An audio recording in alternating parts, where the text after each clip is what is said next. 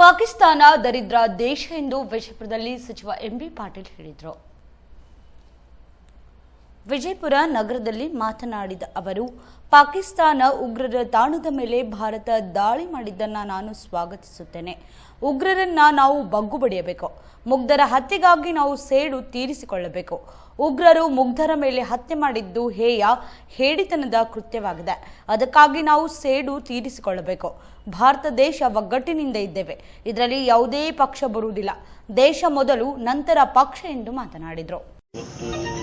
ನಮ್ಮ ಸೈನ್ಯ ಅಥವಾ ನಮ್ಮ ಏರ್ಫೋರ್ಸ್ ಆಗಲಿ ಕೇಂದ್ರ ಸರ್ಕಾರ ಯಾವುದೇ ನಿರ್ಧಾರ ತೆಗೆದುಕೊಳ್ತಾರೆ ದೇಶದ ಹಿತದೃಷ್ಟಿಯಿಂದ ಮತ್ತು ಈ ಭಯೋತ್ಪಾದಕರ ವಿರೋಧವಾಗಿ, ವಿಶೇಷವಾಗಿ ನಮ್ಮ ಪಹಲ್ಗಾಮ್ನಲ್ಲಿ ಏನು ನಿರಪರಾಧಿ ಜನ, ಮುಗ್ಧ ಜನ, ಅವ್ರ ಮೇಲೆ ಏನೋ ಒಂದು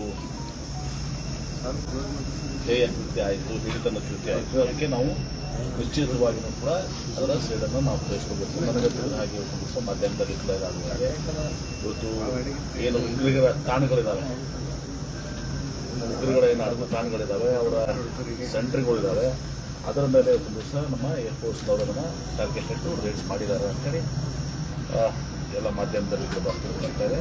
ಅದನ್ನು ನಾವು ಸ್ವಾಗತಿಸ್ತೇವೆ.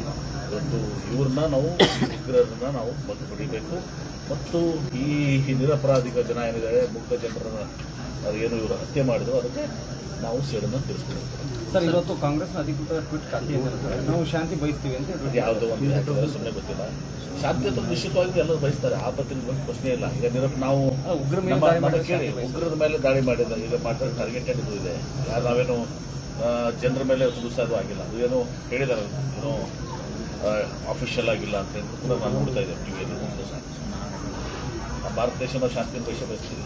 ಆದರೆ ಇವು ಉಗ್ರರ ಏನೋ ಅಟ್ಟಹಾಸ ಏನಿದೆ, ಅದು ಪಾಪ ಮುಗ್ಧ ಜನರನ್ನ, ಪ್ರವಾಸಿಗರನ್ನ ಇವತ್ತು ದಿವಸ ಈ ರೀತಿ ಅವರನ್ನು ಹತ್ಯೆ ಮಾಡಿದ್ದಾರೆ, ಕೃತ್ಯ ಮಾಡಿ ಹಿಡಿತಂದ ಕೃತ್ಯ ಇದೆ. ಅದಕ್ಕೆ ನಾವು ಶಿಕ್ಷಿತವಾಗಿ ನಾವು ಸ್ವೀಕರಿಸ್ಕೊಳ್ತೇವೆ.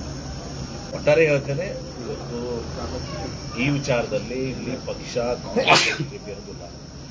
ಇವತ್ತು ಭಾರತ ದೇಶದ 140 ಕೋಟಿ ಜನ ನಾವೆಲ್ಲರೂ ಒಗ್ಗಟ್ಟಿದ್ದೀವಿ. ಎಲ್ಲ ಪಕ್ಷಗಳು ಕೂಡ ಒಗ್ಗಟ್ಟಾಗಿದ್ದೀವಿ, ಇರಲೇಬೇಕು. ಯಾಕೆಂದರೆ ಇದು ದೇಶ ಮೊದಲು, ಪ್ರಥಮ ದೇಶ, ನಂತರ ಪಕ್ಷ, ನಂತರ ಜಾತಿ ಧರ್ಮ ಇವೆಲ್ಲವೂ ಕೂಡ ನಮ್ಮ ದೇಶದ ಹಿತರಕ್ಷಣೆಗೆ ಯಾವುದೇ ಅದಕ್ಕೆ ಎಲ್ಲರೂ ಒಗ್ಗಟ್ಟಾಗಕ್ಕೆ ಬೆಂಬಲ ವ್ಯಕ್ತಪಡಿಸೋದು ನಮ್ಮ ಕರ್ತವ್ಯ, ಅದನ್ನು ಮಾಡ್ತೇವೆ. ಸರ್, ನೀವೇ ಹೀಗೆ ಹೇಳ್ತಾರೆ ಸರ್. ಕೆಲವೊಬ್ಬರು ರೆಪೆಲ್ಗೆ ಲಿಂಬೆಯನ್ನು ಮೆಣಸಿನಕಾಯಿ ಕಟ್ಟಿ ಇದನ್ನು ಯಾವಾಗ ಚಲಾಯಿಸ್ತೀರಿ ಅಂತೇಳಿ ಅಣಕ ಮಾಡೋದು, ಆ ಅಣಕದ ವಿಡಿಯೋವನ್ನು ಪಾಕಿಸ್ತಾನದ ಬಳಸ್ಕೊಳ್ಳೋದು ಯಾರು ಸಂಸದರಿ ಸರ್, ಸಂಸದರಿ ಆ ರೀತಿ ಮಾಡೋದು. ರೆಪೆಲ್ಗೆ ಲಿಂಬೆಯನ್ನು ಕಟ್ಟಿ ಇದನ್ನ ಯಾವಾಗ ಬಿಡಿಸ್ತೀರಿ ಅಂತ ಹೇಳ್ತು ಈ ರೀತಿ ಅಣಕ ಮಾಡಿದ್ದಾರೆ. ಕೆಲಸ ಅದನ್ನ ಪಾಕಿಸ್ತಾನದವ್ರು ಬಳಸ್ಕೊಂಡು ಟ್ರೋಲ್ ಮಾಡ್ತಾರೆ ಸರ್. ಈಗ ಮಾಕ್ಡ್ರಿಲ್ಗೆ ಪಾಕಿಸ್ತಾನದವರು ದರಿದ್ರ ದೇಶ ಅದು. ಸರ್, ಈಗ ಮಾಕ್ಡ್ರಿಲ್ ಮಾಡಲಿಕ್ಕೆ ಕೆಲವರು ವಿರೋಧ ಮಾಡ್ತಾ ಇದ್ದಾರೆ. ಮಹಾರಾಷ್ಟ್ರದ ಕೆಲವರು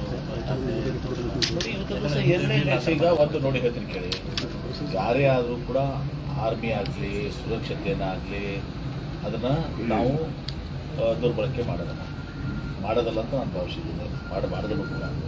ಹೀಗಾಗಿ ಇವತ್ತೊಂದು ದಿವಸ ಯಾರು ಇವತ್ತು ದಿವಸ ಏನು ಡ್ರಿಲ್ ಆಗಲಿ ಮತ್ತೊಂದಾಗಲಿ ಈ ವಿಚಾರದಲ್ಲಿ, ವಿಶೇಷ ದೇಶದ ವಿಚಾರದಲ್ಲಿ, ದೇಶದ ಸುರಕ್ಷತೆ, ಜನರ ಸುರಕ್ಷತೆ, ಯುದ್ಧದ ವಾತಾವರಣದಲ್ಲಿ ಇವೆಲ್ಲದರಲ್ಲಿ ಇವತ್ತು ದಿವಸ ನಾವು ಮಹಾರಾಷ್ಟ್ರ ಇರ್ಬೋದು, ಬೇರೆ ಯಾವುದೇ ರಾಜ್ಯ ಇರ್ಬೋದು, ಇವತ್ತು ದಿವಸ ನಾವೆಲ್ಲದನ್ನು ಪರಿಪಾಲನೆ ಮಾಡ್ತೇವೆ. ನಮಸ್ಕಾರ ಬಿಜಾಪುರ್. ಯಮುನೋತ್ರಿ, ಗಂಗೋತ್ರಿ, ಕೇದಾರ್ನಾಥ್, ಬದ್ರಿನಾಥ್ 4 ಧಾಮ್ ಯಾತ್ರಾ ಇದು ಸಮ್ಮರ್ದಾಗ ಮಾಡ್ಬೇಕಂದ್ರ ಏಪ್ರಿಲ್ 30 ಸ್ಟಾರ್ಟ್ ಆಗುತ್ತ. ಹಂಗಂದ್ರ ಕಲ್ಪನಾ ಟ್ರಾವೆಲ್ಸ್ ಅವರು ಒಂದು ಧಮಾಕ ಆಫರ್ ತಂದಾರ ನೋಡ್ರಿ. ಅವ್ರ ಪ್ಯಾಕೇಜ್ದಾಗ ಹೋಟೆಲ್, ಸ್ಟೇ, ಟ್ರಾವೆಲಿಂಗ್ ಎಲ್ಲಾನು ಇನ್ಕ್ಲೂಡ್ ಆಗುತ್ತ.